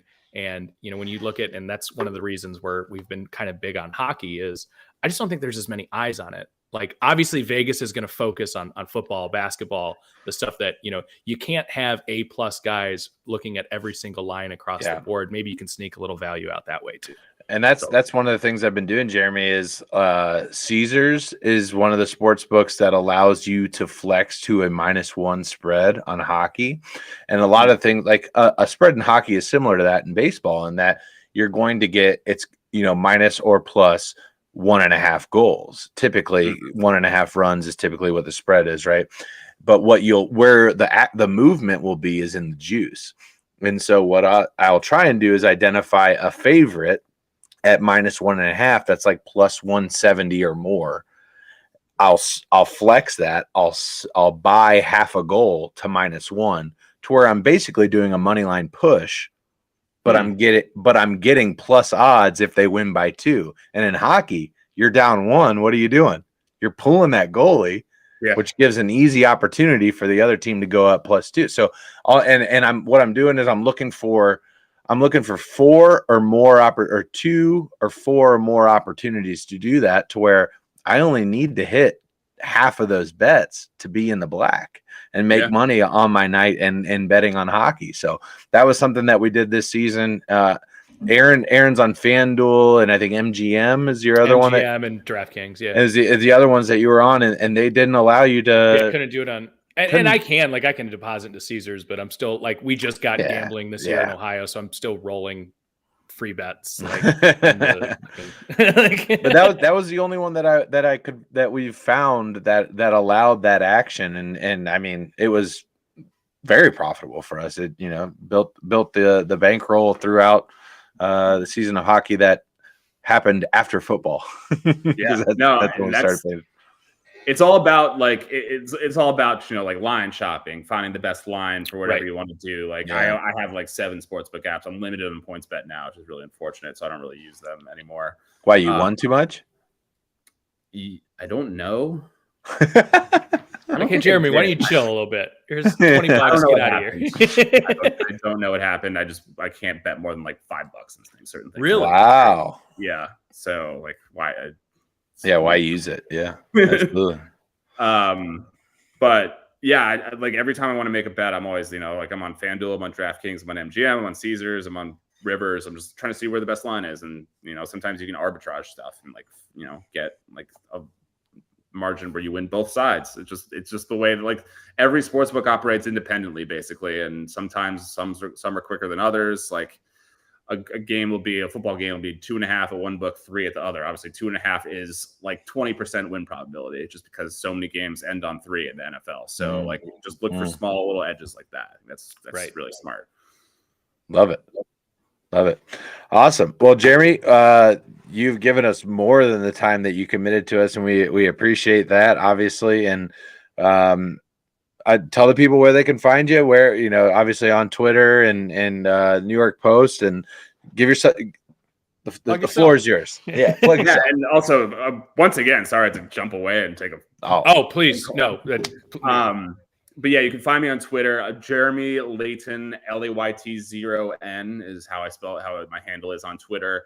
I write for the New York Post a good amount. I do a lot of like news, sports news stuff. We have a newsletter that you should sign up for. So go to email.nypost.com/post-picks. The email newsletter is called Post Picks. I write it like once a week, maybe. I usually do Tuesdays for the Dinger Tuesday home run bets.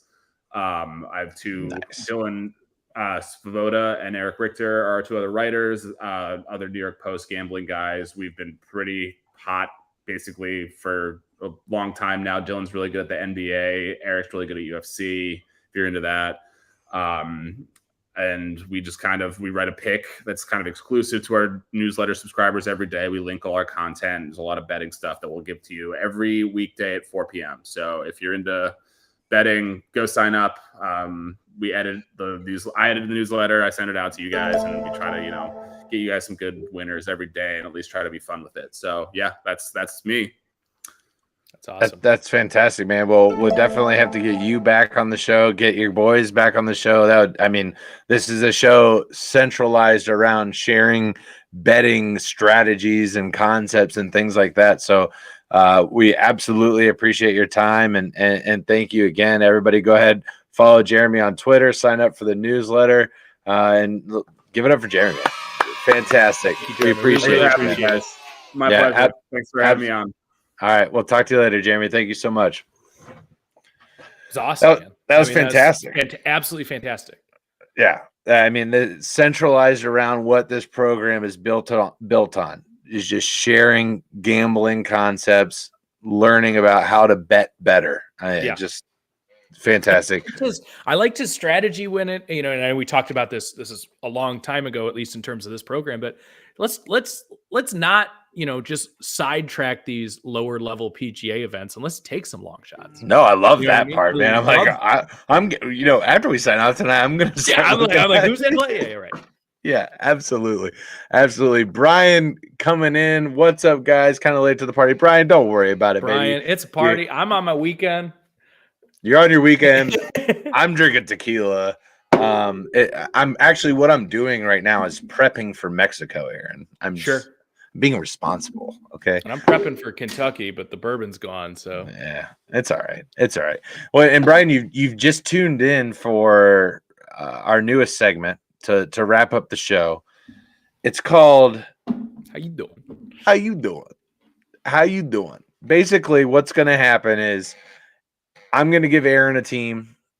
Aaron's going to give me a team. We're going to keep going back and forth. And the idea is that we embody the team or the fans and express quite literally, how you doing? How you doing? So, ladies and gentlemen, it is the third installment of How You Doing. Aaron, are you ready? I got your first team I'm here ready. for you. I'm All right, ready, so baby. Aaron, you are the Memphis Grizzlies. You are the Memphis Grizzlies. Aaron, how you doing? I feel like we woke up a sleeping giant. You know, maybe quit running your mouth. I'm feeling like I just got smacked upside the head. You know, we're feeling good about ourselves. Had a good season. Had 2 good seasons in a row. I got a really nice, you know, top 15 player in the league. Quite frankly, I just saw Dad's dick in the shower.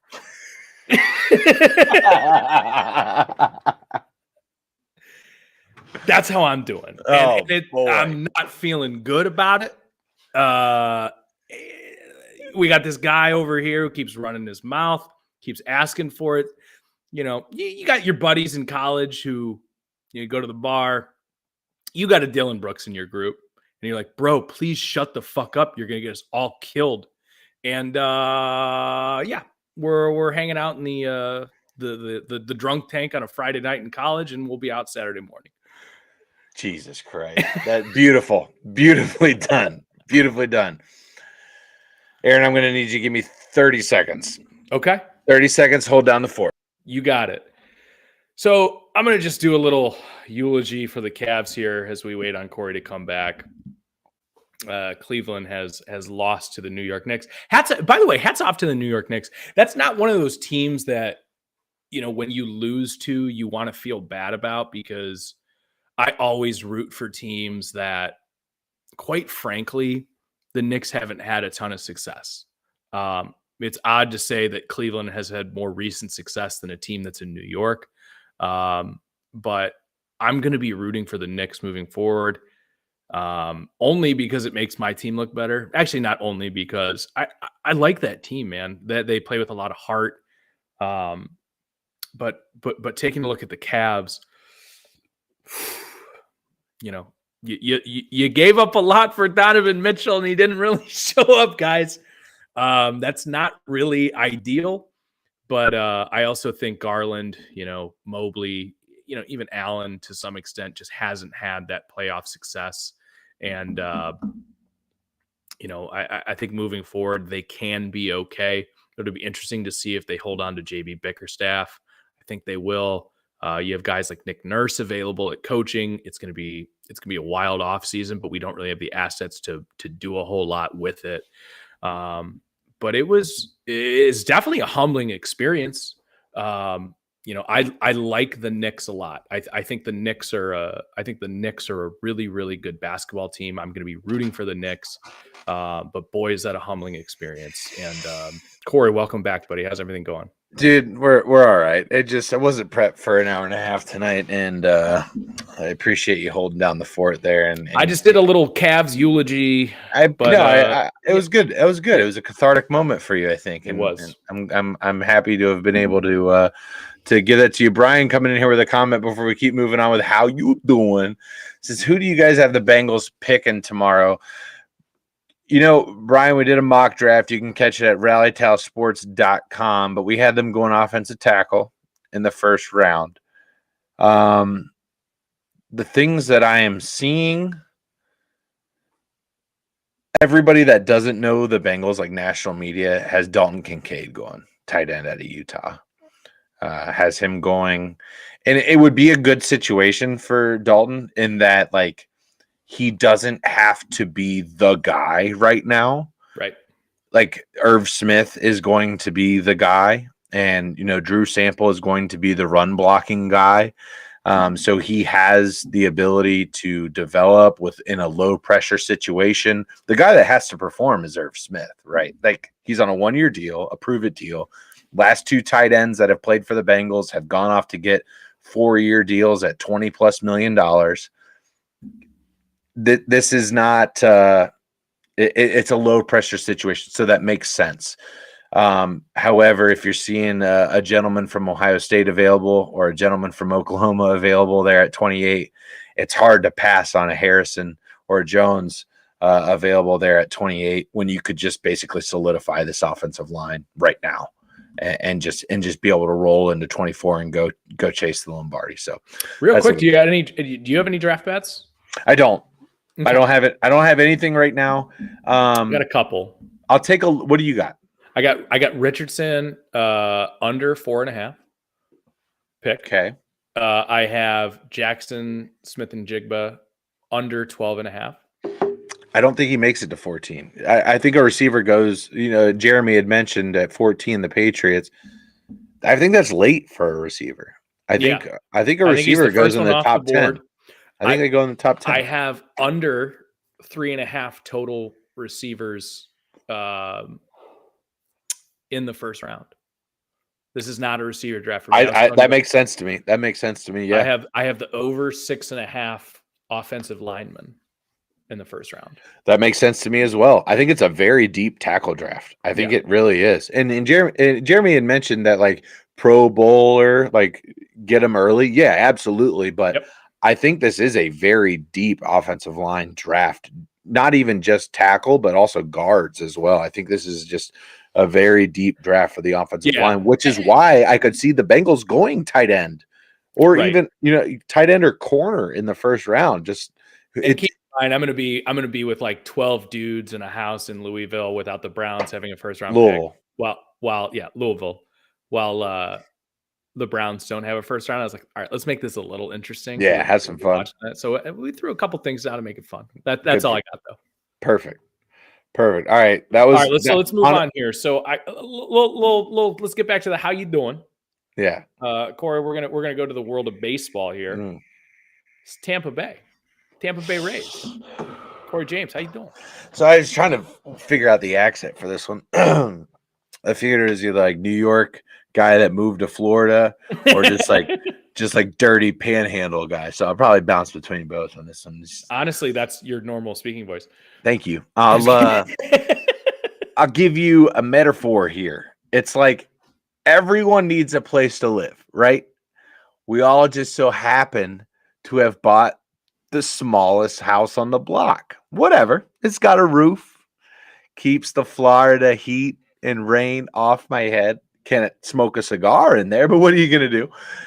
So we bought this house. You got to furnish it, right? Am I headed to the designer stores to furnish this home? Am I, after having clearly opted for the cheapest domicile, expected to have fine Italian leather sectionals and recliners throughout? Not a fucking chance. Give me the cheapest. No, make it the third cheapest furniture in the neighborhood. Done. Okay. So we've bought and furnished this house. I go out in the yard. I start digging around, playing in the dirt, normal stuff. Then all of a sudden, oil. We've struck fucking oil. Sheesh, boy. We're just falling into some God-given, can't explain it. Must have sold our soul to the devil, dumb luck. How am I doing? Don't hate me because you ain't me. I love it. That's the Tampa Bay. That's the Tampa Bay Rays right now, man. They are just fucking swimming in it. Third lowest payroll in the MLB. Lowest attendance in the entire MLB. Mostly because the fucking stadium can't hold that many people. It's like a fucking 21,000 stadium. It certainly can't even hold the amount of seats it has, so it doesn't really matter anyway. But all right, let's keep things real. Let's switch it up a little bit. No, you know what, Aaron? Let's keep it on the baseball diamond here for continuity's sake. Okay. Baltimore Orioles. Oh, we're gonna keep it in the division too. How you doing? God, what's the Baltimore accent? It's just, I don't even know. It's like Philly mixed with salt water. and Old Bay. Yeah. Corey, we're doing pretty damn good, bud. That's how we're doing.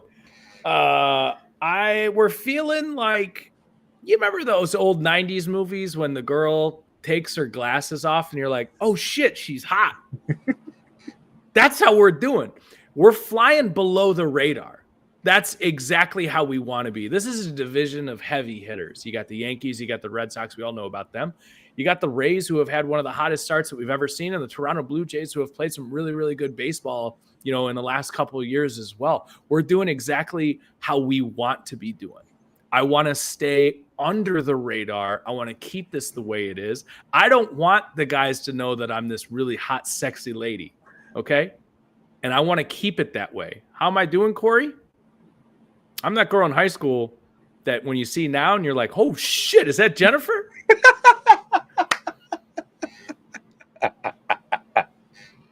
Oh shit, is that Jennifer? That's how we're doing. Love it. Absolutely love it. Absolute right. Glow up over here in Baltimore. Glow up, baby. Glow up. All right, let's keep it on the diamond. All right. And then we'll have a little curveball here for the ones that we've been doing to close it out. But all right. But Corey, you're the Oakland, for now, the Oakland A's. How you doing? I have prepared a little poem.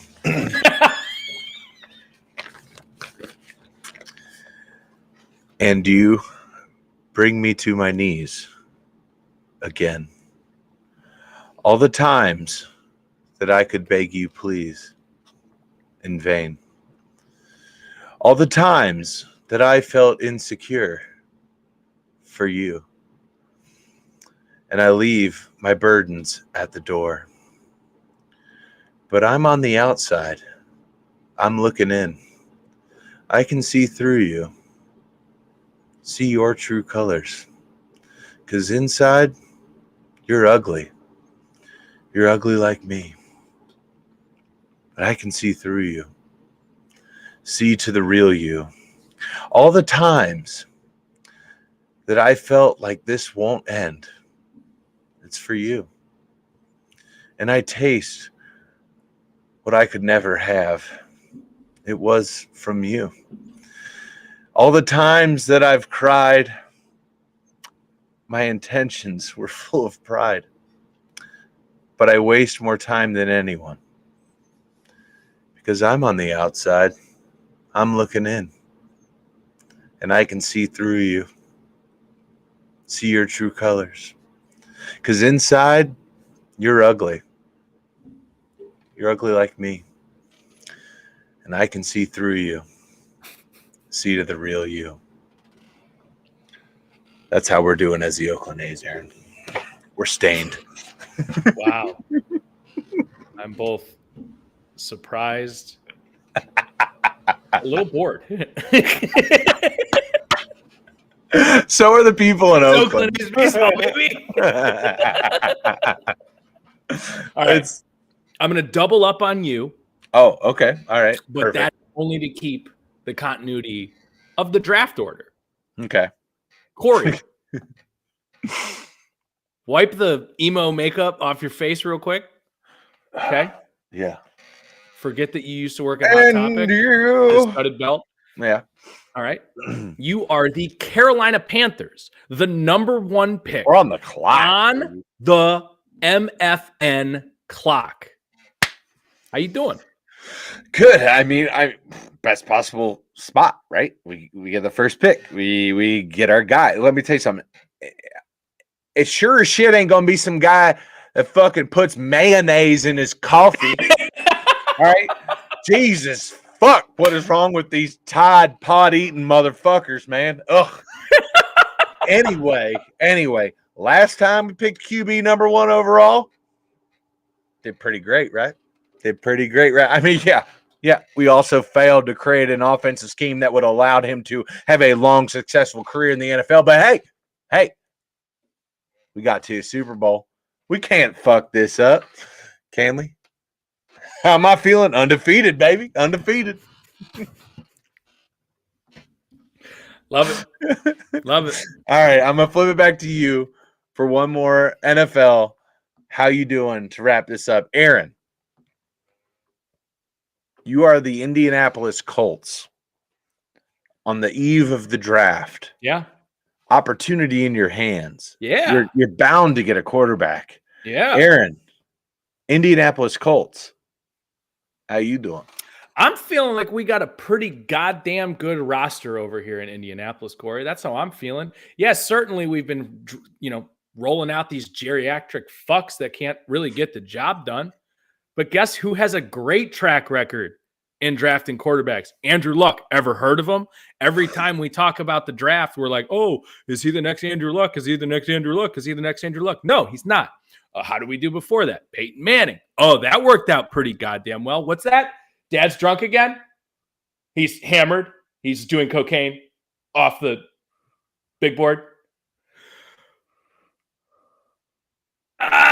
Shit. We're doing okay. All right, we're doing a little damage control. He's flying the plane? All right. Well, I don't know.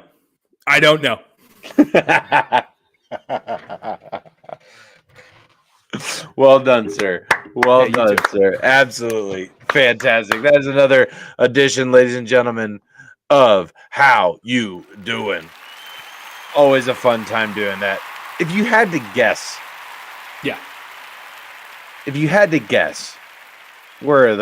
who do the Colts end up with? They got to go quarterback, right? So, yeah, it really, honestly, because they're at 4, it really depends where they're at. We were talking with Jeremy earlier. If Stroud goes 2, I think that really throws a wrench in their plans.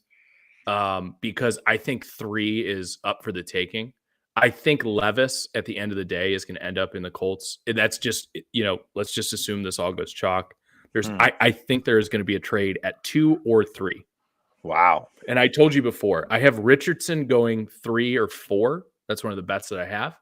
I think somebody jumps up to take him. This kind of reminds me similarly of Trey Lance, at least where there wasn't a lot of smoke, or we knew San Francisco had traded up prior to that, but all the reporting afterwards was they actually traded up for Mac Jones and then made a different decision after making that pick. And I don't know 100%, but I'm pretty sure, I'm about 98% sure they're going to take a quarterback. So let's just hypothetically say the Texans take Stroud. That really puts Carolina in a position to trade the fuck out. Because the thing that a lot of people aren't talking about is Caleb Williams being the number 1 pick next year. And I wanted to bring this up when we had Jeremy on. I don't think the Texans are going to take Stroud at 2. I think they're more apt to trade out because, oh, by the way, they still have Cleveland's first-round pick next year. I don't think they're going to be good. I think you load up the roster with 2 first-round picks this year. And then let's go ahead and take a better quarterback class next year. Now, this happens all the time, though.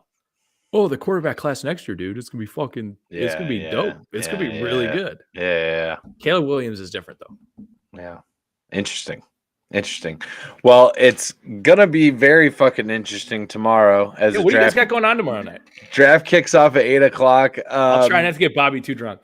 Dude, last year was fucking nonsense. Absolute nonsense.